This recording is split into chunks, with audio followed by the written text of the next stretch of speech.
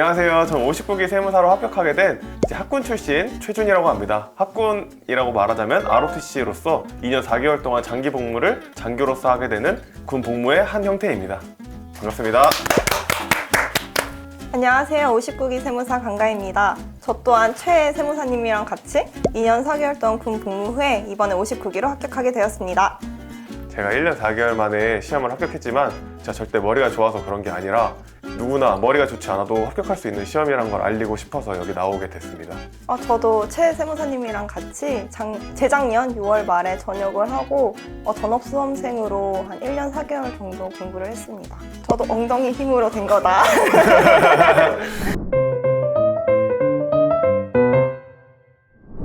그러면 제가 1차를 설명하고 강가의 세무사가 2차를 설명하면 좋을 것 같은데 편하게 네. 말하시죠. 그냥 그렇게 해요. 얘기하면서. 좋아요. 그러면 1차 시험은 하루 만에 진행이 되는데 총 2교시로 진행이 돼요. 근데 과목은 4개를 보니까 2과목씩 나눠서 보는데 1교시는 처음에 재정학이랑 세법을 봅니다. 근데 총 90분 만에 2과목을 봐야 되고 한 과목당 문제가 40개씩 되다 보니까 80문제를 90분 만에 풀어야 돼서 시간적 압박이 좀 있어요. 이제 재정학 같은 경우에는 좀 더 빠르게 풀 수 있고 세법은 좀 시간이 걸리는 편이어서 그래서 재정학의 시간을 한 30분 정도 소요하고 나머지 60분 정도를 세법에 좀 투여하는 것 같습니다. 그리고 2교시는 선택법이랑 회계학으로 진행이 되는데 선택법은 민법, 상법, 행정소송법 3개로 구성이 되어 있고 저는 행정소송법을 봤는데 행정소송법 같은 경우에는 시간이 좀 빨리 풀 수 있는 문제여가지고 한 25분에서 20분 정도 소요하고 이제 회계학 같은 경우도 시간이 좀 많이 걸리고 나머지 65분에서 70분 정도는 회계학을 풀려고 좀 하는 것 같아요. 그래서 총 2교시로 진행이 됩니다. 2차 설명하시죠. 네, 2차 시험 같은 경우는 보통 한 개의 과목이 몇 분 동안 봤었죠? 한 개 과목이 저희가 좀 시험 문제가 이제 좀 되고 일하다 보니까 많이 까먹었는데 잠시만요. 지금 검색 좀 하고 왔을까요? 진짜 기억이 안 나서 2차 시험 같은 경우는 회계학 1, 2부, 그 다음에 세법학 1, 2부 이렇게 총 4개의 과목을 시험을 보고요. 1부는 재무회계랑 원가관리회계, 예. 그 다음에 회계학 2부는 세무회계, 세무회계, 그 다음에 세법학 1부는 국세기본법, 국세기본법, 소득세법, 법인세법, 그리고 상증세법 맞죠? 네, 맞아요. 네, 이렇게 4개 세목을 시험을 보고요. 맞죠? 네, 맞아요. 잘하고 있어요. 네, 그 다음 세법학 2부는 네. 부가가치세법, 개별소비세법, 지방세법. 지방세법, 조세특례 제한법 이렇게 총 4개 세목을 시험을 봐요.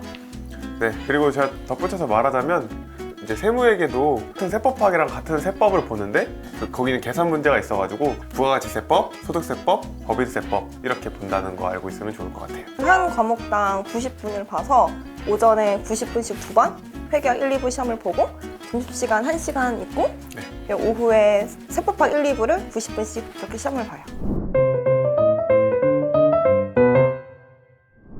저 같은 경우에는 고등학교 때는 특별반이라고 해가지고 청출 어란반에 들어가 있긴 했었는데 솔직히 말하면 그냥 평범한 공부 실력을 가지고 있었는데 그래도 제가 좋아하는 과목이 좀 경제를 좀 많이 좋아했고 그리고 수학을 좀 좋아했어가지고 좀 더 이 세무사 시험 준비할 때 도움이 되지 않았나 이런 생각이 좀 듭니다. 저는 보통 고등학교 모의고사 끝나면은 다들 오답노트 적거나 학원 가서 틀린 문제를 보는데 저 같은 경우는 끝나면 친구들이랑 떡볶이 먹으러 다니고 피자 먹으러 다니는 그런 학생이었습니다. 놀아서 그땐 못했다.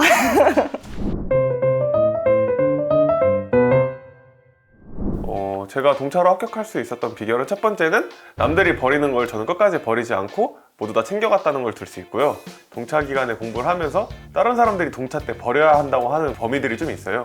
예를 들어서 이제 세법에서 최저한세라던가 아니면 조특법을 버려야 된다거나 이런 말들을 할 때 무조건 끝까지 다 챙겨가자라는 마인드가 있어가지고 모든 범위를 다 챙겨가려고 노력을 했고 그리고 지금 이해를 못하면 어차피 유예로 가져가게 돼도 이거는 못 가져간다라는 생각을 해서 처음부터 끝까지 다 챙겨가려고 노력을 했어요. 사실 범위가 많기는 한데 1년 동안 공부를 못할 정도의 범위는 아니거든요. 내가 이거 어차피 이해 못하고 가져갈 바에는 그래도 그냥 내가 잘하는 거에 집중하자라고 하는 사람들이 많은데 제 생각에는 그것보다는 세법은 좀 유기적인 성격이 강한 과목이어가지고 처음부터 끝까지 한번 돌려보는 게 되게 중요하거든요. 그래서 처음부터 한번 끝까지 돌려보면 처음엔 이해되지 않던 예를 들어서 뭐 자동차의 감가상각이 이해가 안 되더라도 나중에 감가상각의 전체적인 부분을 다 보면 돌아왔을 때 자동차를 다시 이해할 수 있다거나 이런 방식들이 있어가지고 내가 잘 모르더라도 끝까지 잡아보는 그런 의지력이 있는 게 좀 중요한 것 같아요. 두 번째로는 처음에 이해가 안 되는 부분이 있으면 지금 이해 못하더라도 끝까지 돌아와서 한 번 다시 와서 이해하려고 노력했다. 그러니까 지금 당장 완전히 이해하려고 한 게 아니라 모르는 부분을 과감하게 넘기면서 다음에 내 실력이 늘었을 때 한 번 더 보려고 하는 습관을 들였어요. 그게 제 동차 합격의 비결인 것 같아요. 제 동차 합격의 비결은 극강의 계획 세우기였다라고 말할 수 있을 것 같아요. 애당초 공부를 시작할 때 2년을 잡고 시작을 했거든요. 근데 2년 동안 공부하려니까 너무 긴 거예요. 그래서 내가 6개월 후에 7시에 일어나서 8시에 공부하러 갈 수 있을까 이 생각을 하니까 자신이 없는 거예요. 직장인 같은 경우는 연차도 있고 연휴도 있고 뭐 주중에 하루 쉴 수 있는데 수험생 같은 경우는 주중에 쉬기가 되게 불안할 것 같아서 아예 저는 시작하기 전에 1년 계획을 딱 세팅을 해놨어요. 1년, 반기, 월간, 주간 하고 이렇게 그리고 매일매일 일간 계획을 딱 정해놔서 우선순위를 매겨가지고 오늘은 이거 안 하면은 절대 집 가지 말아야지 약간 이런 마인드로 공부를 계속 했던 것 같아요. 일간 계획을 짠 거를 그 주간 일요일마다 매일 체크를 했거든요.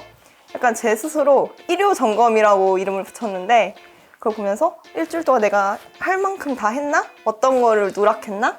그 누락한 건 다음 주에 언제 해야지? 이렇게 계획을 계속 분배하면서 하다 보니까 그냥 스스로 성취감도 들고 나 좀 괜찮네? 약간 이런 자신감도 생기는 것 같았어요. 그러다 보니까 운도 좀 좋았고 그래서 합격하게 된 것 같아요. 극강의 ISTJ였다. 제가 그 스터디 플래너를 계속 이렇게 보관을 해놨거든요. 근데 합격 발표 나는 순간 버렸어요? 싹 갖다 버렸어요. 그런 거는 바로 버려야 돼요. 저는 1차 끝나고 1차 책들을 싹 버리고 2차 끝나고 2차 책들을 싹 버려서 1차를 다시 볼 생각을 아예 안 했어요? 와. 제가 말했잖아요. 애당초 2년 계획이었다. 그러네요. 네. 사실 제일 어려웠던 과목은 세법학 1, 2부였거든요. 이제 계단에 앉아서 울었던 적이 있었거든요. 그 당시에 저는 어떻게 극복을 했냐면 이라는 게 있어요. 저는 항상 네. 40점보다 낮았어요. 아니 어떻게 이거를 붙었지?